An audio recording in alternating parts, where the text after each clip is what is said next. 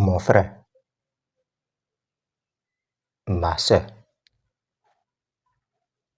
si tu veux réellement évoluer dans ta vie, il ne faut jamais accepter d'être l'espoir de ta famille, surtout si tu viens d'une famille pauvre.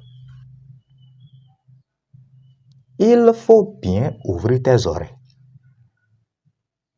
Il faut bien ouvrir tes oreilles et il faut m'écouter attentivement.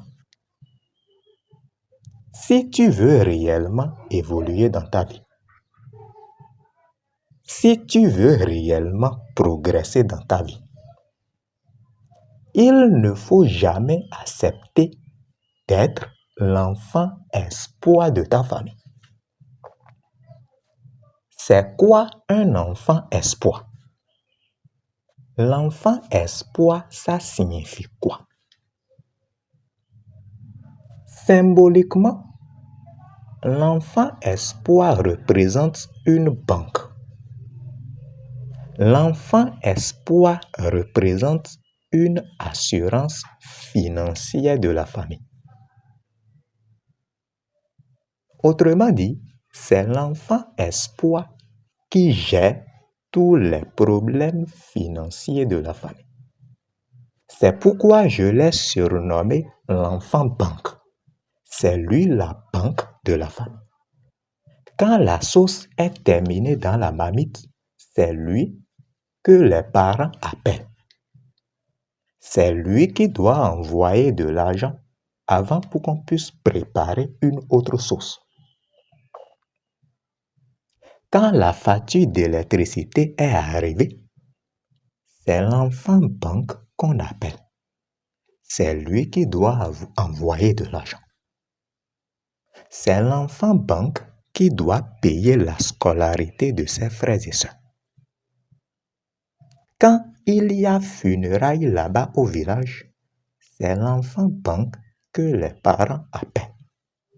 C'est lui qui doit envoyer 500 000, 700 000 pour que ses parents puissent aller faire le gros dos au village. Pour que ses parents puissent aller faire funérailles là-bas au village, payer des boissons, payer des sacs de riz, dépenser de l'argent. Et malheureusement, ce qui se passe, c'est que si tu es un enfant espoir, si tu es un enfant banque, ce qui va se passer, c'est que tes parents ne vont jamais permettre pour que tu te maries. Si c'est toi l'enfant banque, si c'est toi l'enfant espoir, tes parents ne vont jamais permettre pour que tu puisses te marier. À chaque fois que tu vas amener, à chaque fois que tu viendras présenter ta copine à tes parents, ta maman va inventer des défauts. Ta maman fera tout possible pour que ta copine te laisse. Je ne sais pas si tu me comprends bien. Si c'est toi l'enfant banque, supposons que tu es un jeune homme et dans ta famille, c'est toi qui fais tout. Tes parents ne vont jamais permettre pour que tu te maries. Pourquoi? Parce que supposons que tu as ta femme qui est enceinte. Ta femme veut faire échographie. L'échographie va coûter 10 000 francs. Au même moment, ton papa a un problème de 10 000. Mais dans ce cas, tu ne pourras jamais laisser l'échographie de ta femme pour venir remettre les 10 000 francs à ton papa. Non, tu dois d'abord gérer l'échographie de ta femme.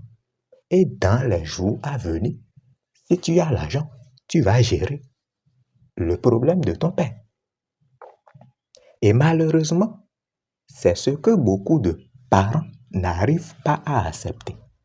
C'est une vérité brutale que beaucoup de parents n'arrivent pas à accepter. Avant, tu étais l'enfant banque.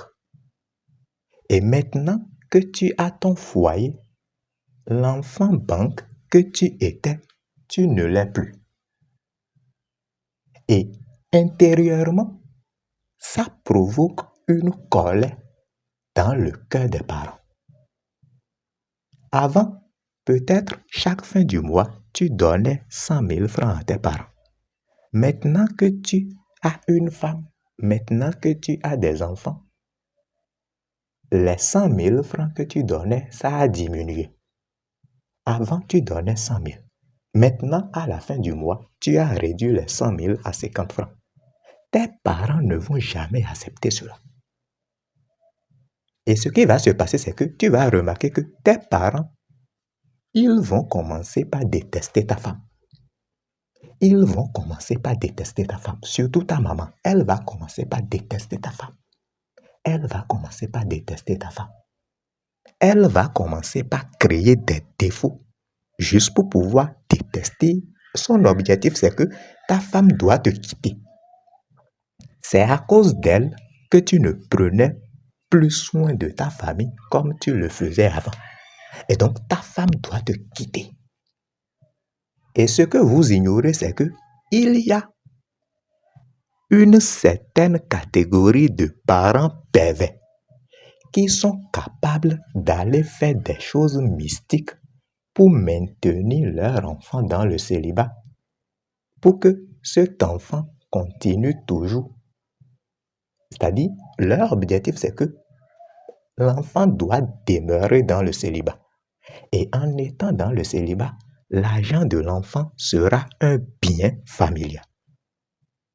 Il y a certains parents qui sont capables d'aller faire des choses mystiques pour maintenir leur enfant dans le célibat.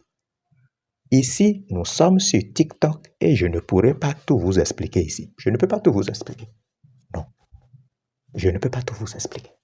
Il y a des parents qui sont capables, des parents qui vont prendre de l'argent pour aller faire des choses mystiques afin de pouvoir maintenir leur enfant dans le célibat. C'est pourquoi vous allez remarquer que le monsieur, il est beau, il a de l'argent. Mais ce monsieur n'arrive pas à construire un foyer solide. À chaque fois qu'il trouve une femme, peut-être pour des choses inutiles, la femme le laisse. Tes parents peuvent te rendre impuissant sexuellement. C'est ce que vous ne comprenez pas. Il y a plusieurs riches que vous voyez dans la voiture. Il n'y a plus rien de fonctionnel dans leur pantalon. Il y a plusieurs riches que vous voyez dans la voiture. Il n'y a plus rien de fonctionnel dans leur pantalon. Si physiquement, tes parents ont tout fait et puis tu ne veux pas écouter leurs conseils, spirituellement, ils iront faire des choses. Tes propres parents peuvent te rendre impuissant sexuellement. Tu auras de l'argent, mais tu n'arriveras pas à trouver une femme. Parce que si tu es impuissant, tu ne pourras même pas trouver une femme. Si tu es une jeune fille, tes parents peuvent mettre une mauvaise odeur sur toi. Tu seras belle, tu auras de l'argent, mais aucun homme n'aura intention de te draguer même. C'est des réalités de la vie. Je ne peux pas tout vous expliquer ici. Et donc, si tu veux réellement évoluer, tu ne dois pas être l'enfant banque. Tu dois prendre soin de tes parents, mais ça doit avoir de limites.